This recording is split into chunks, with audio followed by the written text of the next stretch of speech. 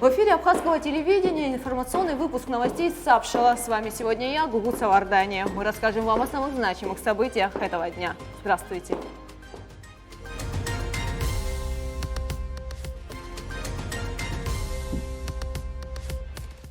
Сегодня в выпуске Международная зимняя школа «Учитель года-2022», проходившая в Абхазии с 4 по 8 января, завершила свою работу. Первая партия пшеничной муки, прибывшая в Абхазию в качестве гуманитарной помощи, роздана населению. Кто ищет, тот найдет. Историю людей, потерявших своих родных много лет назад. Международная зимняя школа «Учитель года-2022», проходившая в Абхазии с 4 по 8 января, завершила свою работу. Проект объединил порядка 200 педагогов из Абхазии и России. В течение 5 дней учителя обменивались опытом и проводили мастер-классы. Итоги работы школы были проведены на пресс-конференции с участием министра просвещения и языковой политики Инала Габли и других организаторов мероприятия. Подробности в репортаже Эсмы Голанзе. Зимняя школа для учителей впервые прошла в Абхазии. Инициатором ее проведения в республике выступило Министерство просвещения и языковой политики. В течение 5 дней российские педагоги вместе с абхазскими коллегами провели множество мастер-классов, делились мнениями и обсуждали актуальные вопросы образования. Мы с Владимиром Даровичем обсудили возможность реализации проекта зимней школы в республике Абхазия, на что, конечно же, я с удовольствием согласился, поддержал, и мы сразу же начали планировать эту возможность. Летом у нас она не получилась, к сожалению, и это, я думаю, к лучшему, потому что у нас, к сожалению, было еще стихийное бедствие в Сухуми как раз в эти дни, и все сложилось, что зимой оказалось все, и погода благоволит, и каникулы, соответственно, у нас тоже зимние, мы можем участвовать. Школа «Учитель года» – российский образовательный проект, в котором принимают участие победители и призеры одноименного конкурса. Руководитель школы, заслуженный учитель России Владимир Головнер отметил, что все 5 дней велась плодотворная работа. Для нас большая честь и огромная радость работать на абхазской земле. Во-первых, потому что здесь живут замечательные люди. Во-вторых, потому что здесь очень красиво. Это действительно благословенная земля. И для нас вот эти дни, 5 дней, что мы здесь работаем, это большая радость.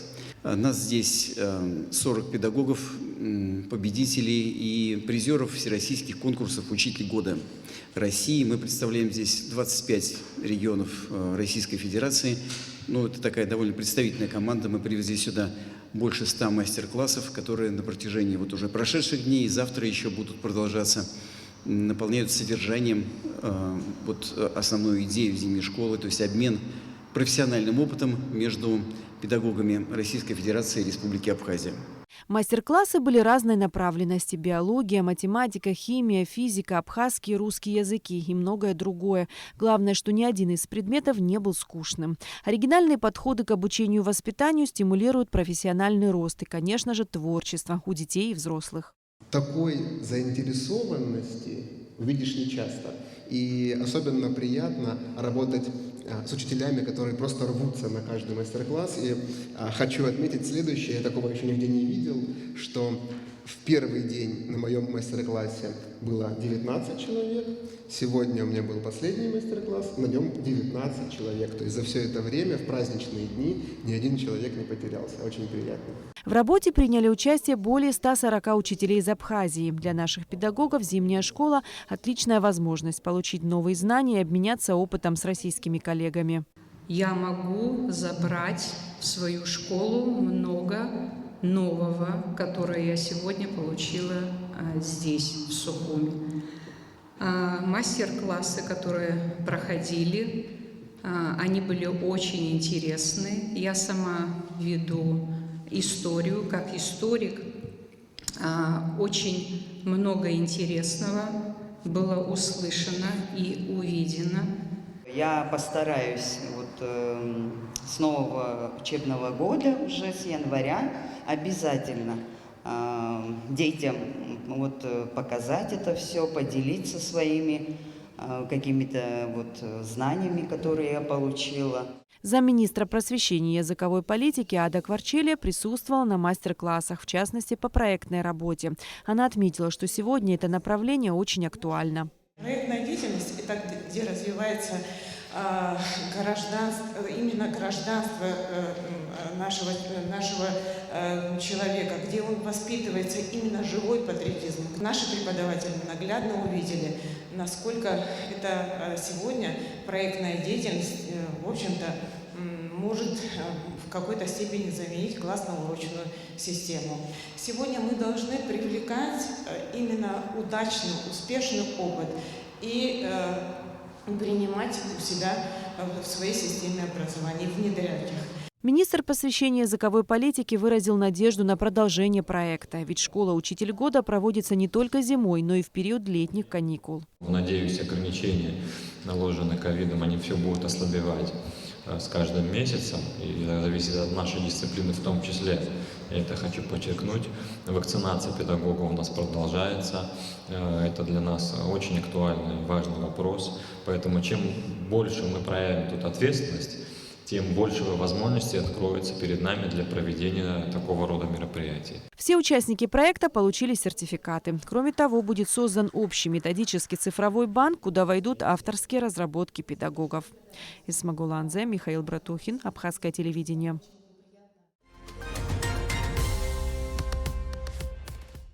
3000 тонн муки передал Абхазии губернатор Краснодарского края Вениамин Кондратьев. Такое решение было принято после рабочей встречи президента Абхазии Аслана Бжани и Кондратьева. На сегодняшний день уже получено 14 вагонов муки. Все они были распределены по всем районам республики. Почти 3 вагона пшеничной муки в мешках по 50 килограмм было роздано в канун Нового года населению. Малоимущим и многодетным семьям, семьям погибших и ветеранам Отечественной войны народа Абхазии. Полностью вся гуманитарная помощь поступит в республику в течение 2 месяцев. Это акция гуманитарная. Решение принято в результате рабочей встречи губернатора Краснодарского края Вениамина Кондратьева с президентом Республики Абхазия во время рабочего визита губернатора.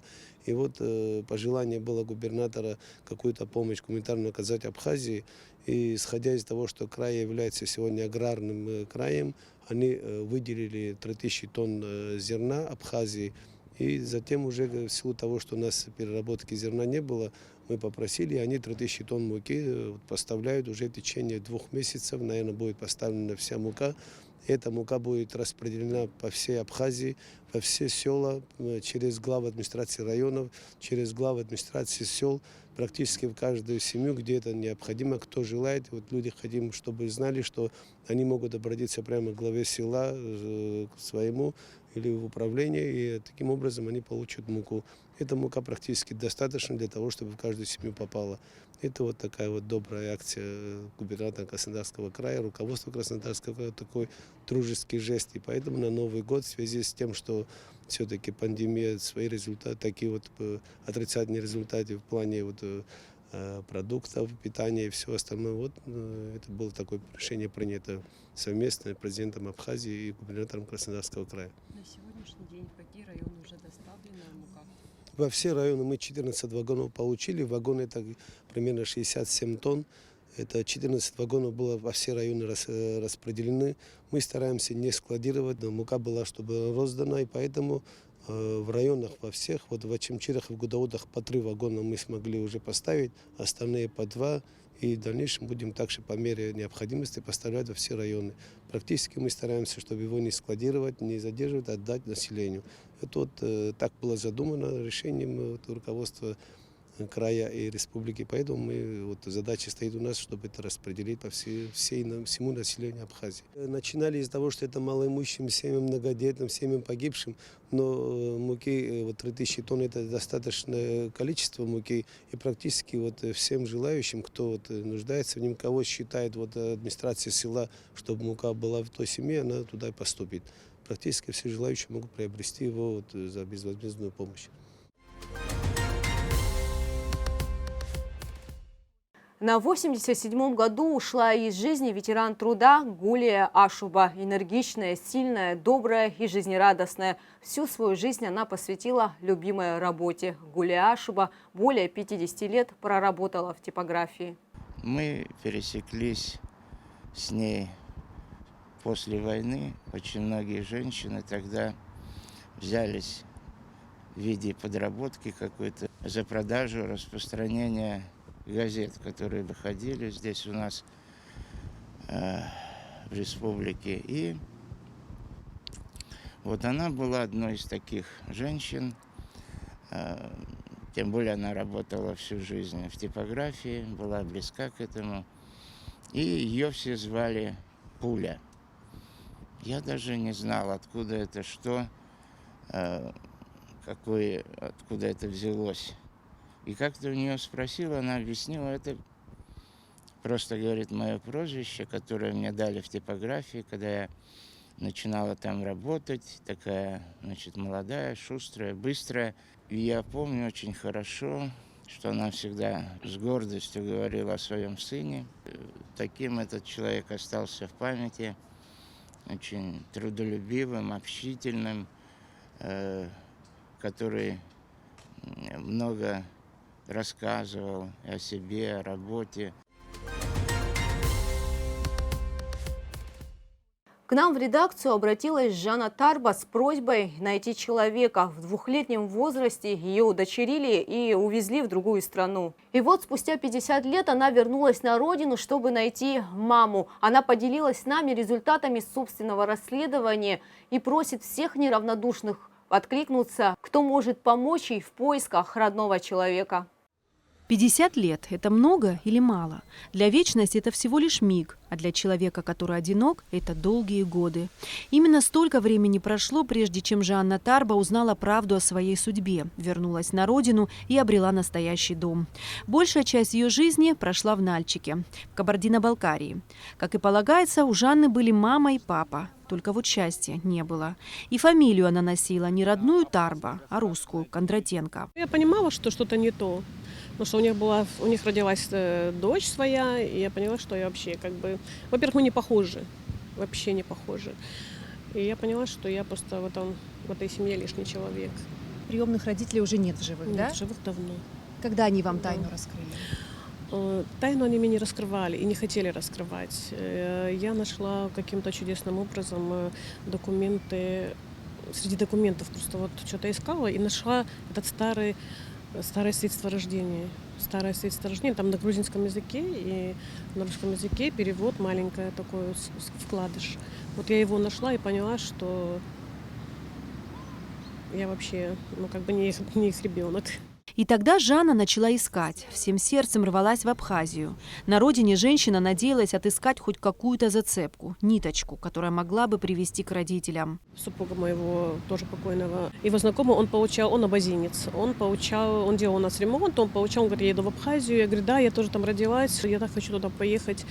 И вот с его слов я сюда он мне дал номер девушки, она здесь работала. И я приехала к ней, и она мне помогла. И мы поехали, вот с ее знакомыми поехали мы в ЗАГС в Галлии, потом в Саберию. Поиски принесли свои плоды. О матери Жанна узнала немного. Проживала в селе Саберию Галского района, родила в городе Гал, будучи очень юной. Через 2 года отдала ребенка. А дальше ниточка терялась.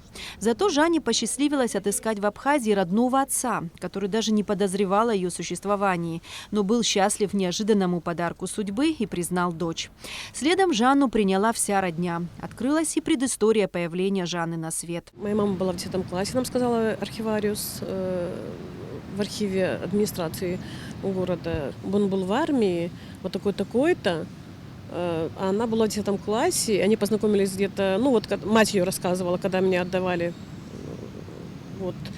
Она была ученицей, и у них там какой-то роман закрутился там, на дискотеке или где-то, и он уехал в армию.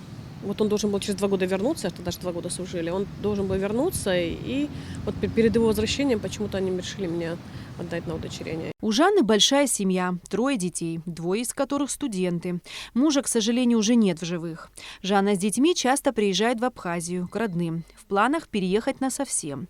Для счастья не хватает только одного – найти маму. Где она, как сложилась ее судьба, есть ли у нее родственники, жива ли вообще. Женщину мучают множество вопросов, ответы на которые так хочется получить. Я все-таки хочу ее найти, она в 10 классе была, и архивариус сказал, что мать ее заставила отдать меня. Думаю, вдруг получится.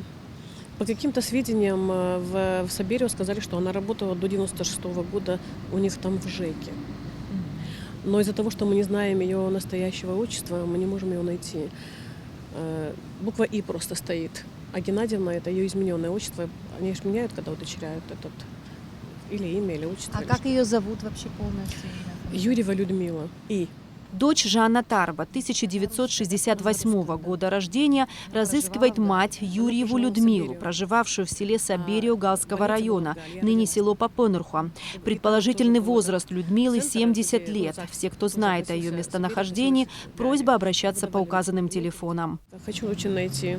Не знаю, может, она жива. Я очень надеюсь, что она жива. И хотелось бы ее увидеть. Если Что бы вы ей сказали? Что бы вы ей сказали при встрече? Ну, я вообще на нее не в обиде, но как бы это, может быть, не ее была воля. Если я хотела ее увидеть и быть с ней рядом. Может быть, у нее есть дети, у меня есть братья и сестры. У меня тоже 3 деток, может быть, она уже бабушка. Надеемся, что у этой истории будет счастливый конец, и мы снимем еще один репортаж, но уже про воссоединение мамы и дочери. Эсма Голанзе, Инала Гухава, Абхазское телевидение.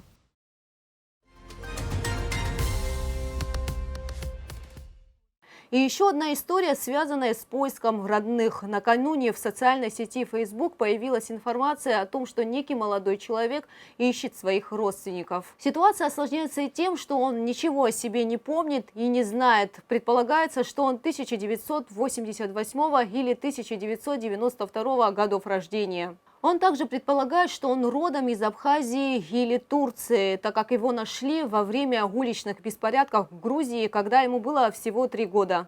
Возможно, на этих фото кто-то узнает своего родственника, либо слышал о подобной истории. Обращаемся к зрителям. Если вы узнали этого молодого человека на фото, пожалуйста, обратитесь в редакцию Абхазского телевидения, либо к пользователю социальной сети Facebook Татьяне Дубковецкой.